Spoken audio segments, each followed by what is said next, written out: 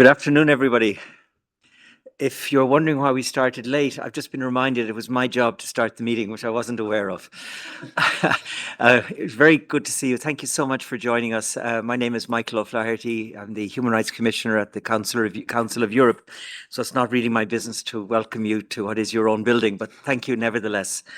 Excellencies, members of the UN Special Procedures, representatives of civil society, distinguished speakers, friends, indeed in person and online, again, you're very warmly welcome. Thank you for taking the time. I would like, before I say anything else, to extend some broader thanks. I'd like to thank the Office of the High Commissioner for Human Rights and the Council of Europe office for doing all the heavy lifting in terms of having this event taking place. I'd like to thank the co-organising member states, and in particular North Macedonia and Ireland, and thank the two ambassadors for being with us today. And I would like to thank the 15, at least, no, it's over 15 co-sponsoring states, because names are still coming in yesterday, so it's more than 15. Friends, I used to sit in room 11, just up here, as Secretary of CERD, and that was 30 years ago. And I distinctly remember back then how difficult it was to get anybody to pay attention to the human rights of Roma, and frankly, how impossible it was to get them to pay attention to the human rights of travellers. That was 30 years ago in this building. But just 5 years after that, astonishingly, in a relatively short period of time, we reached a situation where at Durban, in the World Declaration and Programme of Action, there was an explicit acknowledgement of the need to stand up for the human rights of Roma. This was an achievement so momentous that it probably didn't get the attention it deserved at the time. And of course, it was overshadowed by all the controversies of Durban, which in a way have distracted us from the extraordinary achievement in terms of recognition of groups with regard to which racism was a very serious concern. Since Durban, of course, so much has been achieved at the UN and regional levels. Here in the UN, there's the embedding of the human rights of Roma in the work programme of OHCHR, the extent of engagement by mandate holders and treaty bodies. Today's CERD is not the CERD of 30 years ago. And then there's the groundbreaking recent work of OHCHR on Roma in the Americas. Regionally, much has been achieved. If I could just focus where I am these days in Europe, there's the work at the Council of Europe of OHCHR, of the Framework Convention on National Minorities. There's an important report on the human rights of Roma produced by a predecessor of mine, Thomas Hammerberg. And in the EU, there's very impressive investment in data generation and strategizing around standing up for the human rights of Roma and Travellers. At national levels, there are multiple important initiatives. Very recently, really impressive leadership, for example, from Spain. And everywhere, there is the essential work of civil society, be it on the ground, be it at national, or be it at international levels. So much has been done, friends, but of course, so much still needs to be achieved. Again, if I could just focus on Europe, it's in Europe, largest minority, the Roma and Traveller community, 12 million people in the geography of the Council of Europe. And the indicators of exclusion, marginalization, and discrimination are devastating. Many of you are very familiar with them. You're familiar with the stories from housing, healthcare, education, access to work. You're aware of the extent to which the members of these communities are the targets of hatred, a hatred with regard to which there's generally impunity. And again, we have become increasingly sensitive in recent years to the extent to which all of the marginalization is deeply gendered. And that is why standing up for the human rights of this community is a core priority of mine in my mandate as Human Rights Commissioner. And that is the context of this event, but also of the launch here in Geneva, the Geneva launch of a book of mine, which is available outside in association with the exhibition that we will formally open right after this event. But for now, having been warned by my colleagues that I should keep this very short, I would like to just flag what I believe, above all else, we need to do to be serious about tackling the human rights challenges. The first is, remember, the problem is in our societies, not in Roma and Traveller communities. The problem is the racism in our societies. And it's only when we're willing to name that and address it that we'll make any progress. Second, we have to stop working for Roma and Traveller communities and work with them. We must allow them we must amplify their voices, allow them to lead us, those of us who are not Roma and Travellers, lead us in the struggle for human rights. And in this context, we should acknowledge and work with the astonishing potential within the communities of Roma women and girls. Third, we need not just to flag the awful situation, but also celebrate the extraordinary and diverse cultures of these communities across the world. And then side by side with celebration of culture, and fourth of my six, we must continue to invest in remembrance.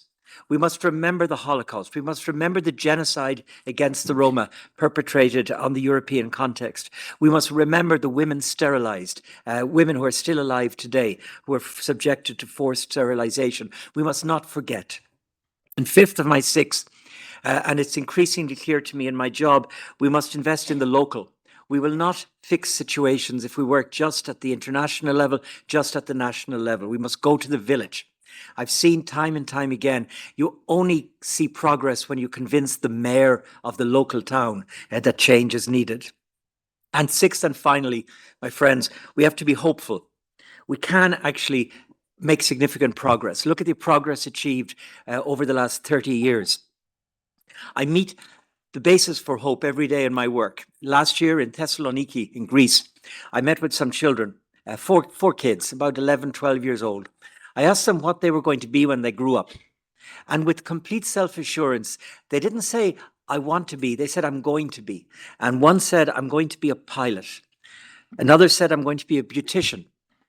The third said, I'm going to be a lawyer. And the fourth said, I'm going to be a mechanic.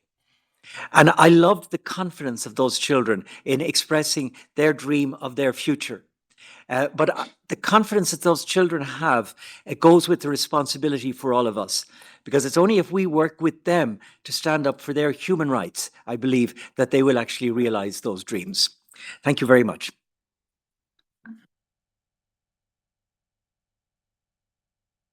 Thank you very much, Commissioner. Mr. Avelian, Lacho Dives, good morning, Excellencies, guest, online audience. It is my pleasure to sit here on behalf of the European Roma Institute for Arts and Culture and serve as your moderator today.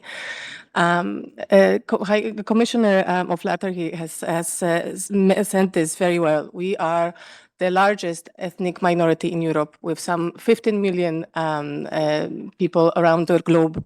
And we are a population which has a history of over 700 years of presence in Europe, presence and of contributions. Yet despite this long history of living side by side, our lives and the lives of every generation of Roma since the Middle Ages up until today has been marked by anti-gypsyism. My ancestors have endured the worst of violence and oppression, from 500 years of slavery to the horrors of Holocaust, from forced sterilization, forced labor, and forced assimilation. And really, indeed, it is a small miracle we're still here, despite all of this. And please do not be mistaken, the current socioeconomic situation that we're facing, the exclusion and marginalization of Roma around the world, is a direct consequence of the cumulative effect of these centuries of violence, oppression, and anti-gypsyism. 25 years after Durban and the recognition of important role that racism is doing and harming our societies, it is clear that little progress has been done. And current sociopolitical context globally is showing that it's getting worse. Anti-gypsyism is on the rise, civil society space is shrinking, and anti-democratic forces around Europe and the world are making the work for protecting the rights of Roma and travelers around the world even more difficult. And we all have a role to play in fixing this. Intergovernmental organizations like the Council of Europe or the UN are doing their part in upholding certain standards of human rights protection. Of course, states have a major role to play in protecting Roma. and travelers' rights. And of course, we as Roma, we have been doing our share. And in fact, the little progress we've seen is also thanks and due to the work that the Roma themselves have been doing and the advocacy led by Roma across decades. So today, we are here to reflect all together what can and needs to be done. I think it's very important to understand that solving the issue of Roma inclusion is not only a moral imperative, it is only a rational and logical choice, and it benefits everyone. And indeed, as Michael O'Flaherty said, this is really a problem of the majority that we need to solve together. So today for this panel, we have assembled a fantastic group of speakers and panelists who will speak about and reflect on this situation from different perspectives. So I would like to start by inviting Dr. Ashwini KP, the UN Special Rapporteur on Contemporary Forms of Racism, Racial Discrimination, Xenophobia, and Related Intolerance, who is joining us online to kick off the session of these reflections. Dr. Ashwini, we are, as I mentioned, 25 years since the adoption of the Durban Declaration and the Program of Action. And you have also worked very much on seeing how racial justice and intersectionality intertwine. And I would like to ask you to let us know, discuss, how do you assess the situation today, including the global challenges in combating racism and racial discrimination? And what is indeed the importance of addressing these issues from an intersectional perspective? And please, could you also share your views on the human rights situation of Roma and Travelers? Yeah, thank you so much, Excellencies, honorable delegates, distinguished guests, and esteemed colleagues. It's an absolute pleasure to be here to be speaking on the human rights situation of Roma and Travelers, and particularly in the context of the Durban Declaration Program of Action, 25 years after the adoption of DDPA at the World Conference Against Racism in Durban. We are confronted with a difficult but a necessary question, I would say. How far have we truly progressed in dismantling racism or racial discrimination? And while we look at Durban Declaration and Program of Action adopted in 2001, it continues to remain as the most comprehensive international framework for combating racism, racial discrimination, xenophobia, and related intolerance. And as we all know, it outlines steps that governments and institutions must take to address historical injustice. However, in the same context, the DDPA has further strengthened awareness of racism and racial discrimination affecting individuals of Asian descent, migrants, indigenous people, Palestinians, Roma communities, religious groups, including those confronted with the historicity of injustice, of anti-Semitism and Islamophobia, including descent-based and caste-based discrimination. At the same time, the DDPA underscores the interconnection between racism, racial discrimination, including those based on nationality, disability, gender. And today, when we look at 25 years on, the normative framework has expanded. And several member states have anti-discrimination laws, international monitoring mechanisms have been stronger, civil society groups are well connected. There is a broader public recognition that racism is structural. But yet we are also living through a period of regression, I would say. Across regions, we see the normalization of xenophobic rhetoric. Online spaces amplify hate speech at a very high scale.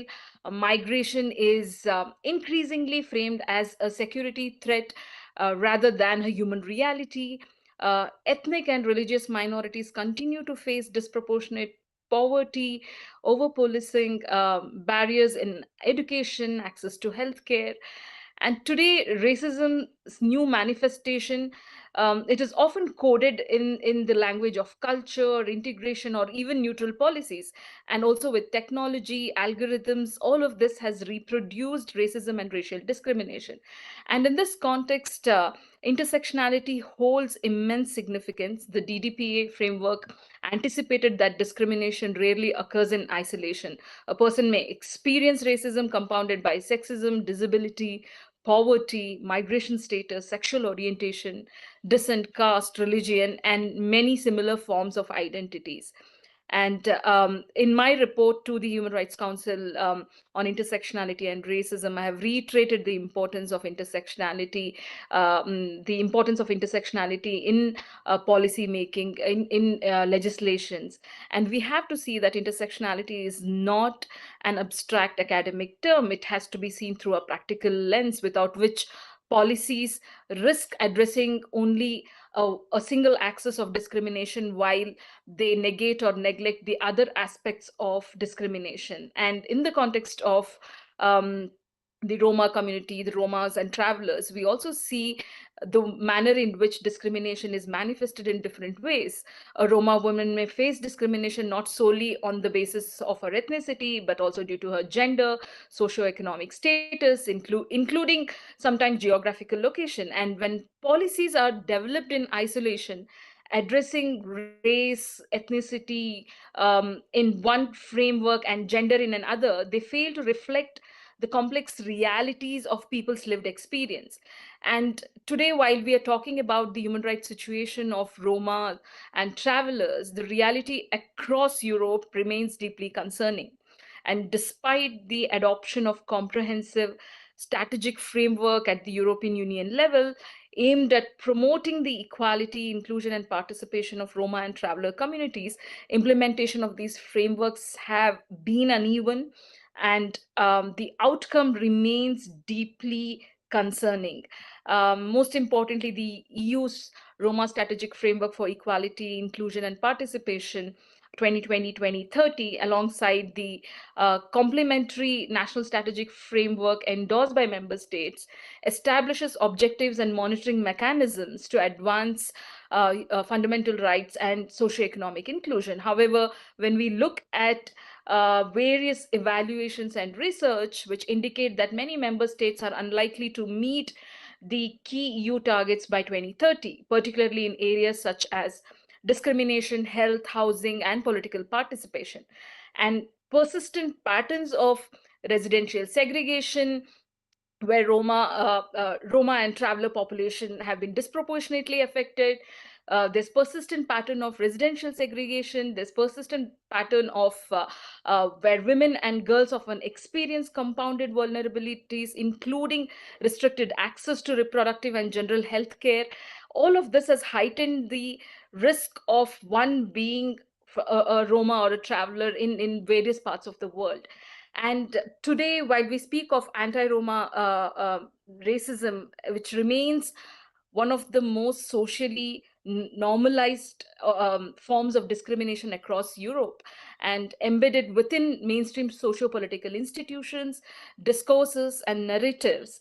And I must say that addressing this entrenched prejudice requires sustained political leadership. It is essential that there is a need for robust legal enforcement against hate speech and discrimination, particularly in the context of Roma and travelers. And there is a need for broader cultural change, efforts to confront these biases beyond the structures of policy spaces. And today, while we speak about the DDPA, what does it mean for us? And 25 years of DDPA, what is the importance of DDPA? And I must say that it remains as one of the living frameworks. And the core message I that apologize, Dr. Ashvini. I would like to ask you to conclude. Fortunately, we're on an extremely tight schedule. We'll be asked to leave this room at 1 p.m. sharp. So please, if you could conclude your speech. Thank you. do that. Thank you. I must say that DDPA remains as one of the important blueprints for, and it is vital for us to, translate the policies into reality. And it is important for states to strengthen their institutions. And above all, I would say that racial justice demands accountability, and commitments must translate to measurable progress. And most importantly, targets must be time bound, and communities most affected must be heard not symbolically but substantively. And this is one of the it's a need of the heart when it comes to communities, particularly who are Roma and Travelers. And 25 years after Durban, we cannot claim ignorance of the problem. The framework exists, the evidence exists, and the voices of affected communities are quite clear. Thank you so much. Thank you so much, and I apologize for interrupting. I'd like to just remind all the speakers to please try to stick to your time as much as possible. I would like to now move on to Professor Nicolas Leverad, the UN Special Rapporteur on Minority Issues. It was more than a decade ago that the Human Rights Council addressed the issues of Roma situation worldwide, leading to a publication of a very important report authored by then UN Special Rapporteur on Minority Issues, herself a Roma woman, Rita Itzhak. And this report highlighted that there is deeply embedded social and structural discrimination and anti-gypsyism, which manifests itself globally across the world. And a decade later, as we see from mounting data, including the recent FRA report, the situation is still dreadful. So I'd like to ask you, Professor, to reflect a little bit on the situation of Roma and Travelers. Indeed, as we've heard, the strategies and policies exist. Yet the situation continues to be dire, if not worse. And you have recently carried out a visit to the European Union. I'd like to ask you whether you could share with us what are some of the key issues affecting human rights of Roma, as you observed in your work within Europe and worldwide, and whether there are any key recommendations to improve the situation. Thank you very much. Thank you very much for inviting me to participate in this important event. As you've seen in the UN system of protection of human rights, we have a series of mandates that are being attributed by the Human Rights Council. And I greet my colleague, Ashwini, who is dealing with contemporary issues of racism. And yes, Roma are facing issues of racism in Europe and in other places, but they're also, as you said earlier, the largest ethnic community minority in Europe. So there are intersections between these mandates, and it is sometimes a slightly different perspective that we have as regard the situation of these persons belonging to either a racialized group which is being discriminated or a minority. But again, the focus, and it should remain our focus, is the situation of persons. How these belonging to these communities can live the best possible life as possible.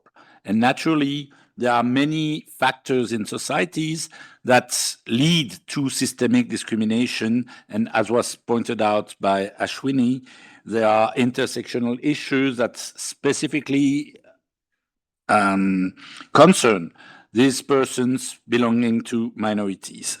So yes, Roma are a minority, and as was said by the Human Rights Commissioner in his introduction, it is important not only to work for Roma, but to work with Roma. Yes, it is important, but it is not sufficient.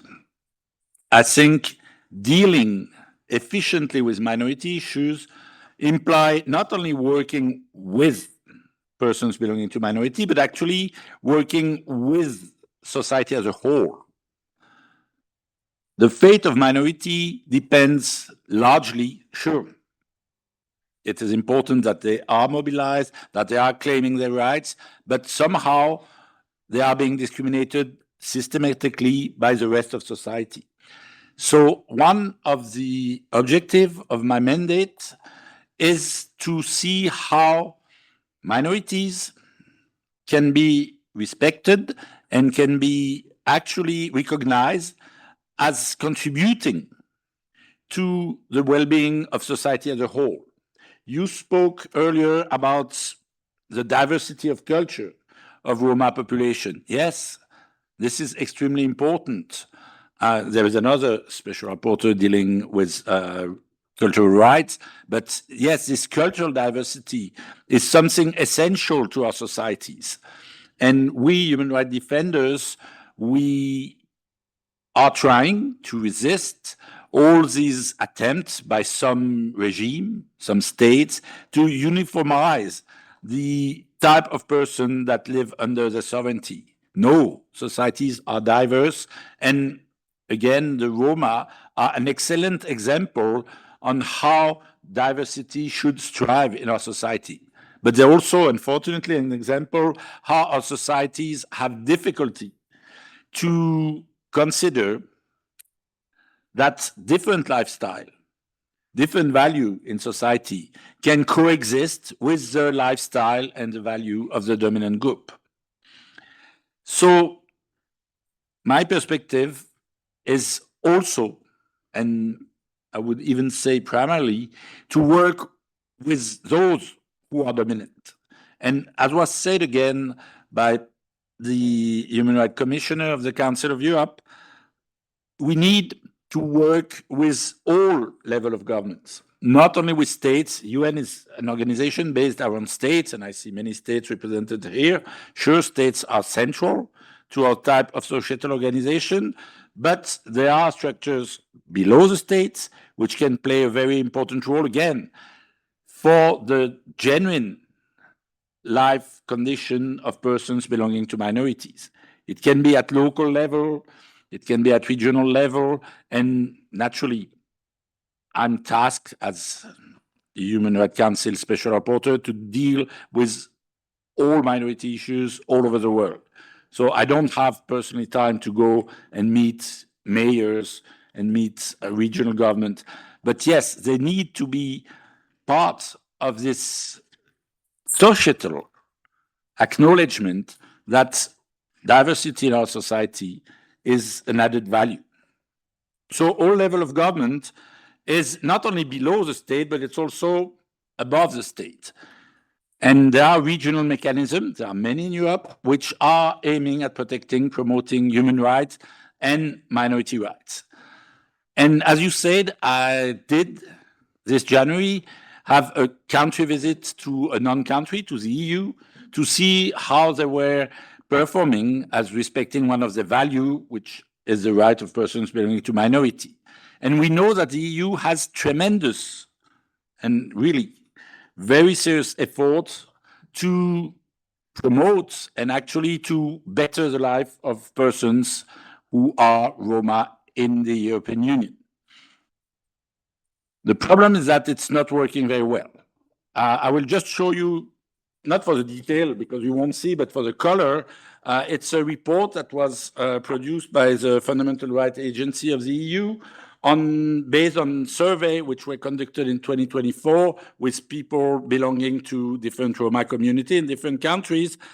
And this table, 3 pages, is the assessment of the likelihood of achieving the goals that exist in the strategic framework for Roma of the EU. Green is they will make it, red is they won't make it.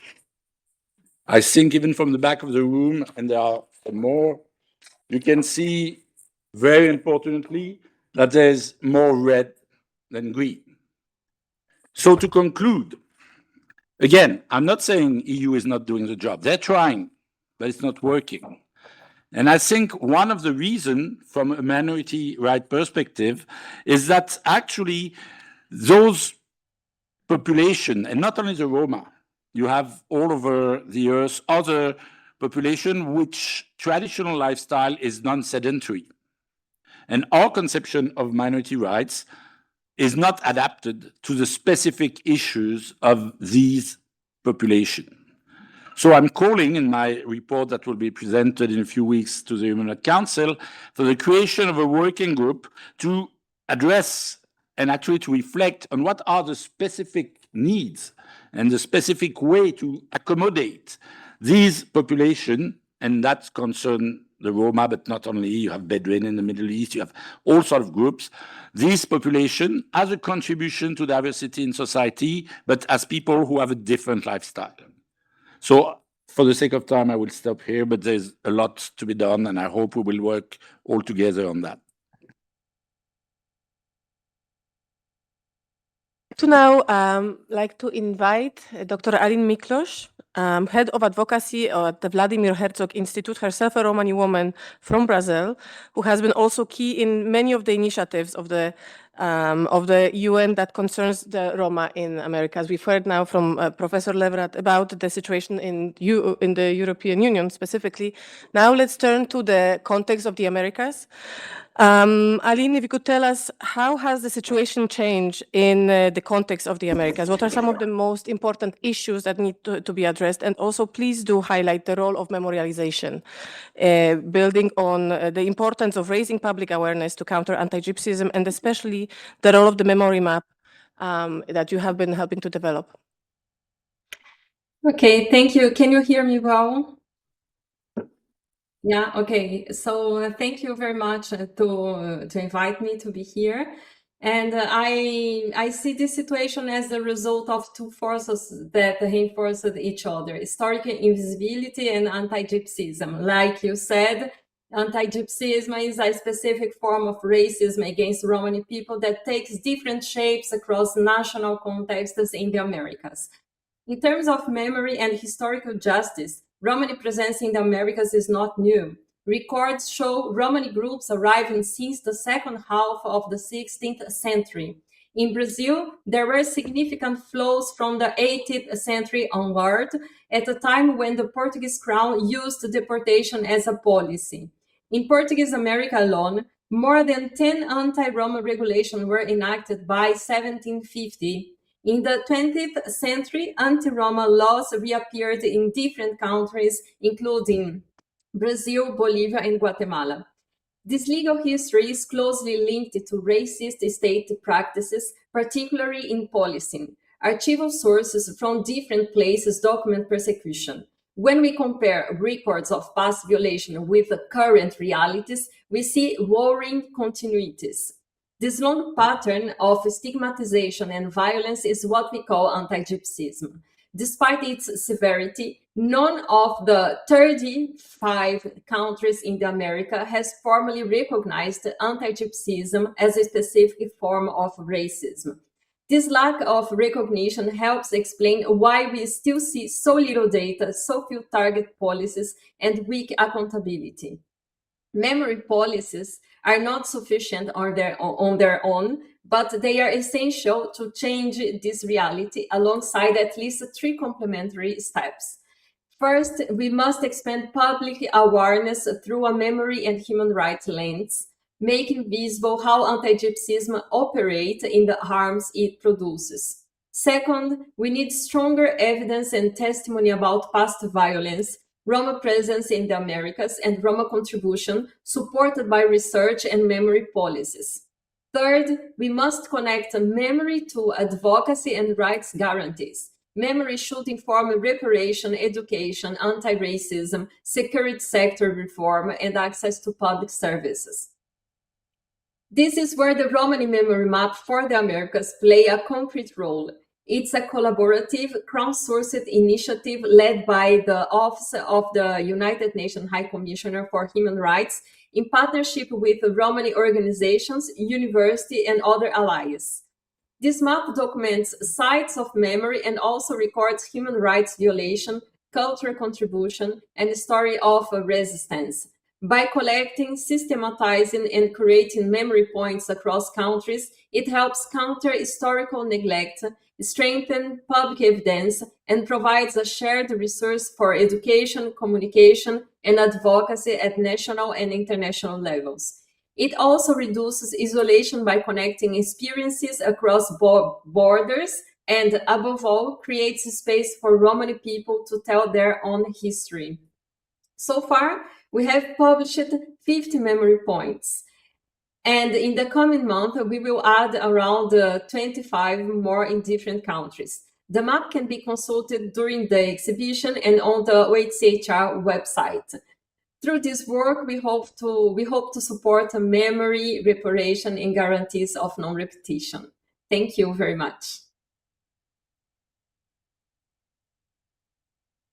Miklos, for your input and also for sticking to the time.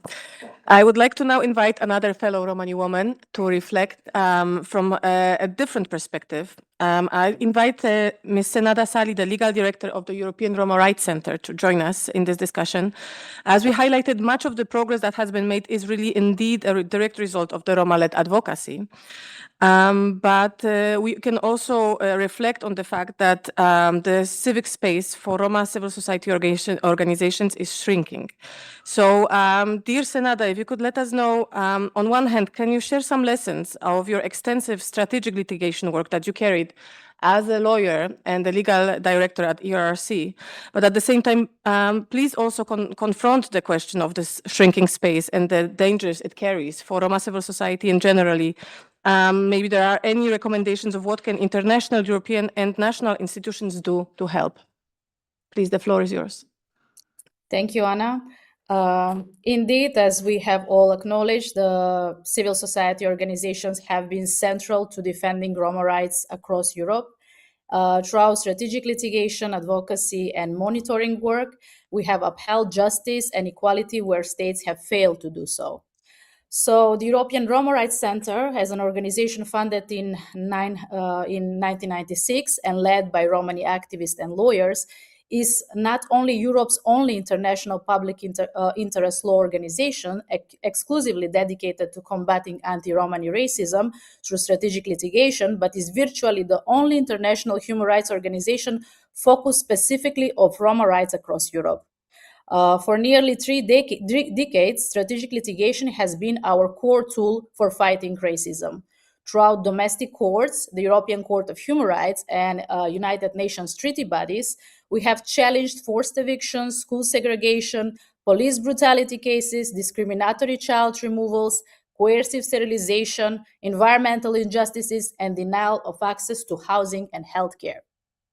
These cases do more than providing remedies to individuals.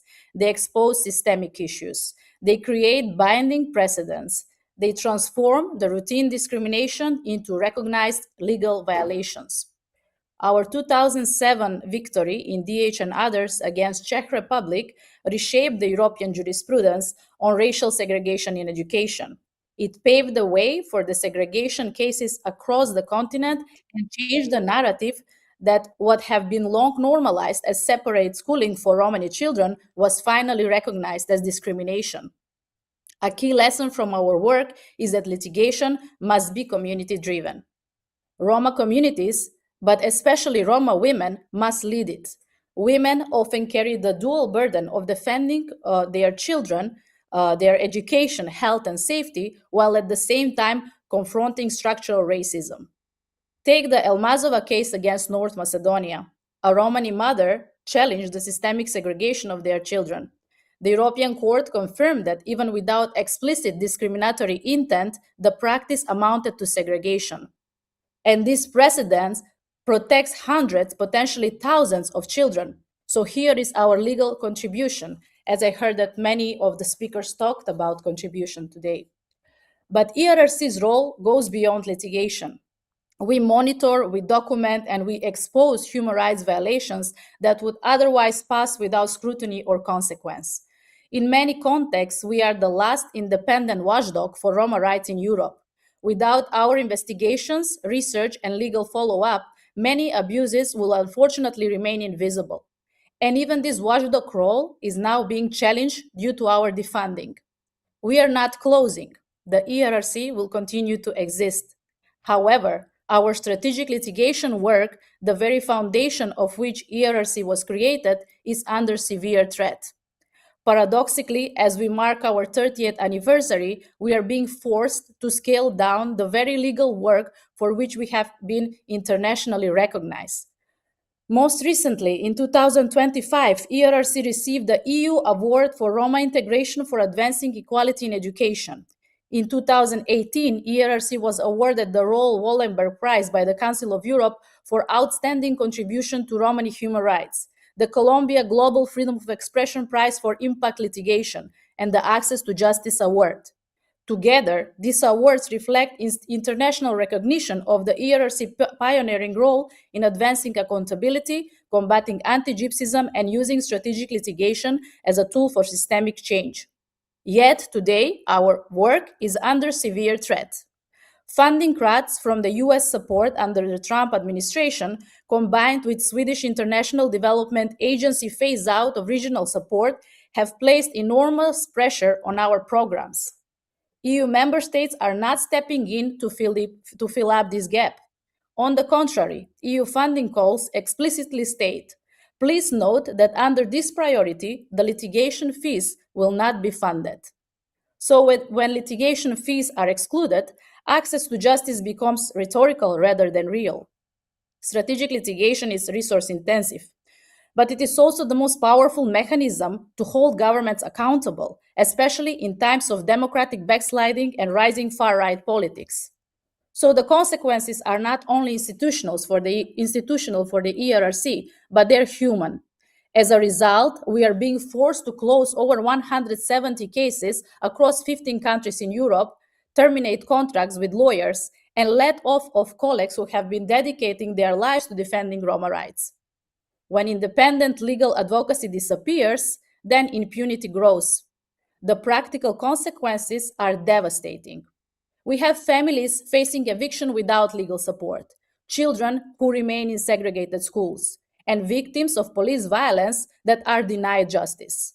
In the current European political climate, where countries such as Slovenia enact laws that criminalize entire Romani settlements while simultaneously restricting access to free legal aid, the absence of independent watchdogs such as the ERRC becomes even more dangerous.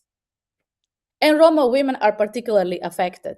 They often carry responsibility for their children's education, health, and safety while navigating this systemic discrimination.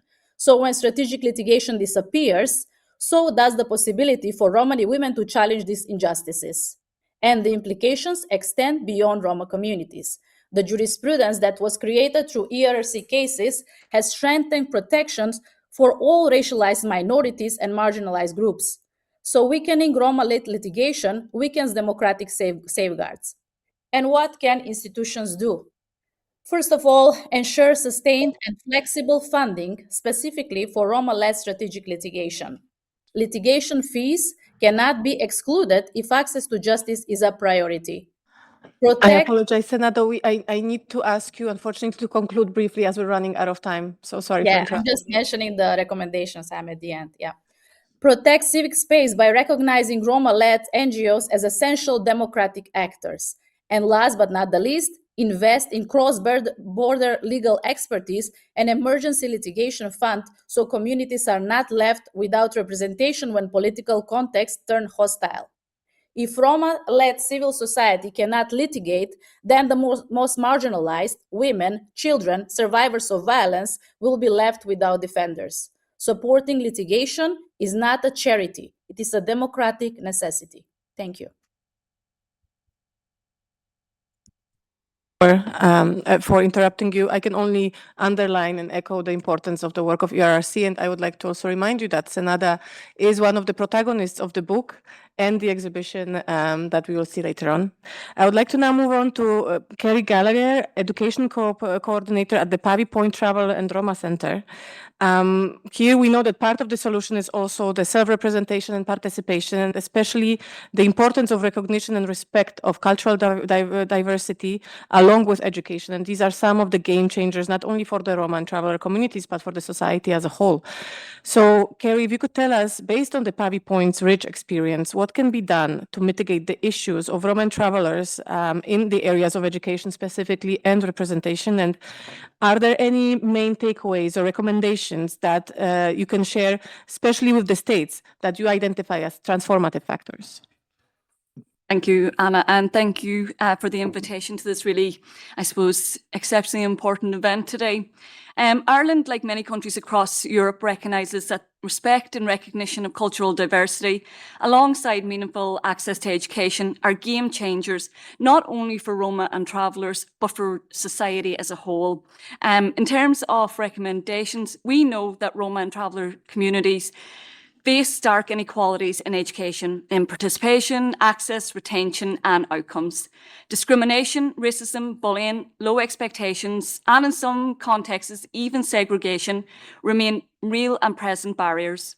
At the same time, Roma and Traveller history and culture are still not fully embedded within school curricula, despite being an integral part of the fabric of our society. So if education is to be truly inclusive, it must reflect us all. Inclusive curricula matter.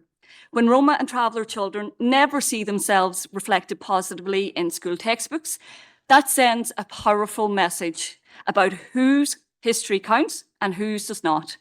Education is not only about knowledge, it is about belonging. When Roma and Traveller histories are absent or reduced to stereotypes, children internalise exclusion.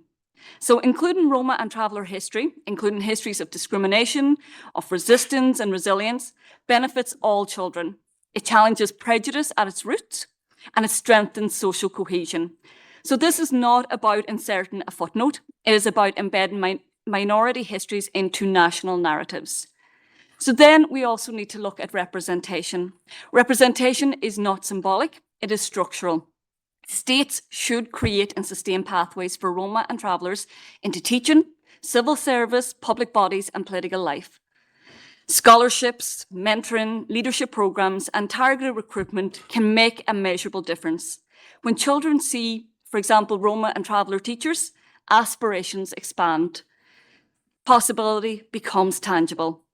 And in terms of bullying and racism, that must be tackled explicitly. Anti-bullying policies must name anti-Roma and anti-Traveller racism directly. Teacher education must include cultural competency and anti-racism training. Such training must be embedded as mandatory components of teacher education and continuous professional development. Importantly, participation is not optional. The meaningful involvement of Roma and Traveller communities in shaping policies that affect their lives is required under international human rights commitments. This must not be done as a gesture, it must be done as a right. So in Ireland, we do have strong policy framework. We have the Traveller Roma Education Strategy, we have the second National Traveller and Roma Inclusion Strategy, and we have the National Action Plan Against Roma, for example. So the blueprint, or against racism, I should say, but the blueprint does exist, but the challenge remains around the implementation gap. So it is the state's responsibility to address systemic inequalities, to move from policies on paper to the delivery of rights in practice. So what we need now is implementation, monitoring and evaluation, with Travellers, Roma and their representative organisations at the heart of the process. The framework for equality and anti-racism exists at national and international levels. Yet here we are in 2026, still seeing similar outcomes and very little transformative progress. So if we look at the Traveller and Roma Education Strategy that I just mentioned, that is a positive and necessary step forward. And that strategy recognises that addressing educational inequality requires both targeted intervention and systemic reform, embedded within mainstream provision and supported by cross-departmental coordination. However, as we approach the end of the first two-year action plan, the data tells us that serious challenges persist. So to have a little look at what that reality looks like, I'm going to present some data. So we know that disadvantage in early life has long-term impacts on development, opportunity, and social inclusion. Yet, only 76% of Travellers and 65% of Roma children enter primary school from an ECCE programme or another preschool setting, and that's in comparison to 93% of the general population. That early gap matters. At post-primary level, around 78% of Traveller students and 86% of Roma students sat the junior certificate examination. Although that does reflect progress, it still falls significantly behind the general population. The most alarming drop comes at senior cycle, the Leaving Certificate. Only 26% of Travellers and 58% of Roma sit the Leaving Certificate examination. That is in comparison to about 90% of the general population. That's not just a statistic, that is a structural barrier to opportunity. And if we look briefly at higher level, 40 Travellers entered higher education in 2023-2024 academic year. We don't have any data on Roma. So the evidence is clear. One-size-fits-all approaches, they simply do not work. We need targeted measures within a mainstream framework grounded in anti-racism, equality and cultural recognition. And education cannot be separated from other rights. Poor educational outcomes are intertwined with housing, accommodation, poverty and discrimination. The recent findings of the FRA report, which was mentioned here already today, underlines this intersectionality, highlighting persistent. I will have to ask you to conclude. We're Okay. unfortunately running No, out no, of I time. understand. I'm so sorry. Yeah, not at all. I suppose, what I'll just finish with is the data demands urgency, accountability and ambition. Travellers in Roma deserve to see measurable change, and at the heart of all of this is a simple principle. I suppose it frames this event here today as well. Nothing about us without us. Thanks, Anna. Sorry about that. Thank you so much, Kerry, and I apologize again Not for at all. interrupting. We have heard from the civil society voices of the important work that they are doing, but we have to remember that the main responsibility lies with the state. And we are joined here today by the ambassadors of North Macedonia and Ireland that have put in place important policies, such as in relation to education, but also in other areas. So please, I'd like to ask both of you, Ambassador Noel White and Ambassador Duško Uzunovsky, to reflect on some of the policies that proved effective, but also some of the challenges that still remain. So please respond to the question, but also provide your concluding remarks, as we are very short on time. Ambassador Noel White, maybe you'd like to start. Thank you, Anna. Thank you, Anna. Thank you very much. And Michael, Commissioner, Excellencies, ladies and gentlemen, colleagues, it's good to be here. I can be very brief. And I said to Anna in passing earlier on that I was quite happy to sacrifice my time to Kerry, who's come a long way to be here. She's come much further than I've had to come. So I thought it was particularly important to hear from her. I also said that I could sacrifice the time because essentially what I would say would pick up on what other people have been saying from Michael's introductory comments at the very outset. So I will be brief. But if I may simply repeat nonetheless some of the aspects and to accept head on the fundamental difficulty in all of this is that we risk being strategy rich but action poor in the entire thing. It's not sufficient for the government side of this debate to walk into the room and say, well, it's excellent, we've got some perfectly formed strategies to deal with all of this, unless we can come in and actually point to the action and the actions that give effect to addressing the issues that we want to address. Our approach to, I'll come back to that in a moment, our approach to this and the starting point in everything, it's important to say this in this room and in the context of the session on human rights, of the Human Rights Council, which is going on behind us, is that we approach all of this from the principle of non-discrimination. Now that might seem to fall into the obvious, but nonetheless, I think it's worth saying, and it's something that needs to be repeated. It underpins the entire human rights framework within which we operate. In other words, by virtue of being human, simply human, we are all entitled to inalienable and I would say imprescriptible rights as well. We need to remind ourselves of this. Same kind of problems are arising that have been set out by others in terms of what we're trying to address to meet the issues, the real life experience of the travelling community and the Roma community. In Ireland in 2017, there was a key moment when the state recognised the traveller community as a distinct ethnic group. It's good, it's important, it's a driver against stigma, but nonetheless it's not sufficient in itself. And we've now moved on to our second national strategy on national traveller and Roma inclusion, and Kerry has touched on this. We have been picked up by none other than the European Commission Against Racism and Intolerance, a body of the Council of Europe, who issued its findings on where Ireland was at and how we were progressing. And it's a mixed bag, frankly. I mean, there are some things that are good, but clearly there's an awful lot to be done. And the kind of issues that were arising were around, and you won't be surprised, continued racism, discrimination, negative attitudes, continued segregation of travellers in some schools, and barriers to accessing employment and housing. And these are the kind of things that these are concrete, real things that affect people's lives that we have at least we have identified, and we are trying to deal with in the course of the current strategy. Simply to say, and I'll conclude, Anna, because I know you want me to stop at this point. It is about outcomes. It is in the strategy, the current strategy. It's also about measurable outcomes, and that's what we will be measured against. So we come back here in a couple of years, and Kerry and Michael might be here, and we can pull out the results and see how exactly we have done against them. So there's no denying much remains to be done. It's good to have the overall policy framework within which to operate. I think it sends an important signal in itself. And finally, just to say it's a real pleasure to be here with Michael, and I think to welcome you to Geneva, actually, Michael. And well done on the book, and well done on the exhibition, which we look forward to seeing. Thanks, Anna. Thanks, Kerry. Brief, but very to the point as well. I would now like to invite Ambassador Duško Uzunovsky, head of the permanent mission of North Macedonia to the UN in Geneva, to take the floor. Please, the floor is yours.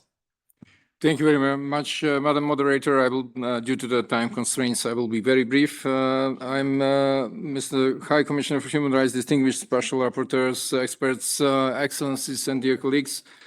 Mark, I'm very privileged to have the opportunity to address this event when we are marking 25th anniversary of the Durban Declaration and Plan of Action. I will reflect on some undertakings that we have on the national level. The strategic goal of full integration into the European Union guides North Macedonia policies and priorities. Our objective is to build society grounded in EU values. Of course, the conventions of the Council of Europe and has played a leading role in promoting the inclusion of Roma and Travellers, from the Strasbourg Declaration to actual strategy for Roma and Travellers inclusion. It's provided strong policy framework addressing education, employment, health, housing, civil documentation, and the fight against discrimination.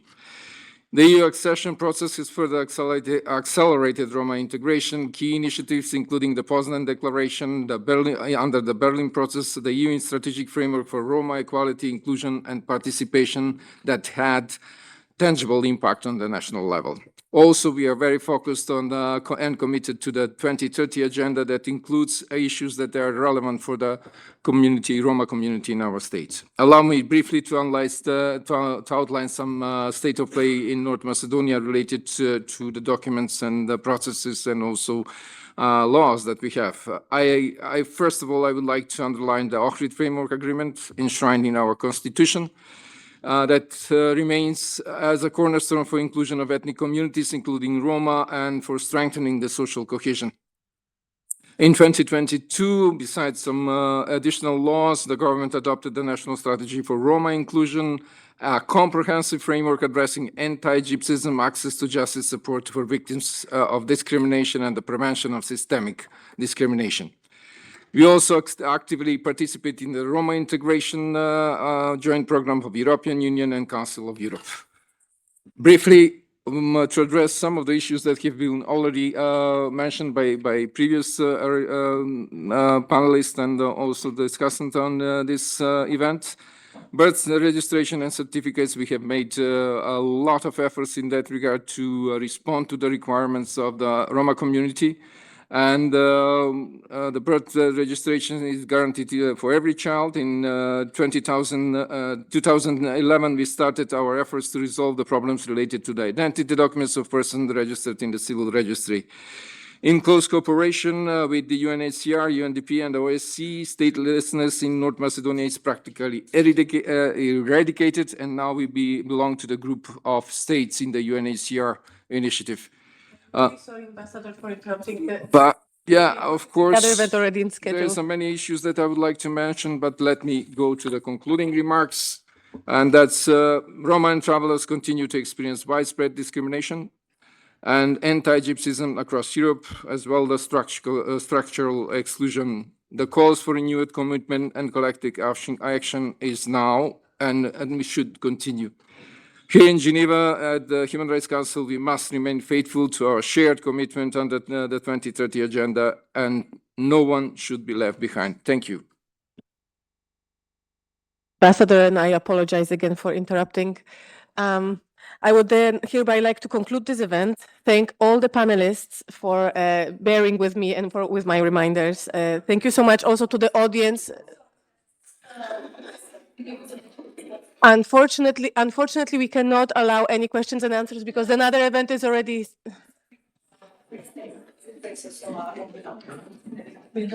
We don't have time. I'm really sorry. There is. The legislation that was mentioned, Slovenia is aiming at changing systemic challenges Slovenia is facing, so the organized crime and actually the population is not being specifically investigated. And we have minorities is one of the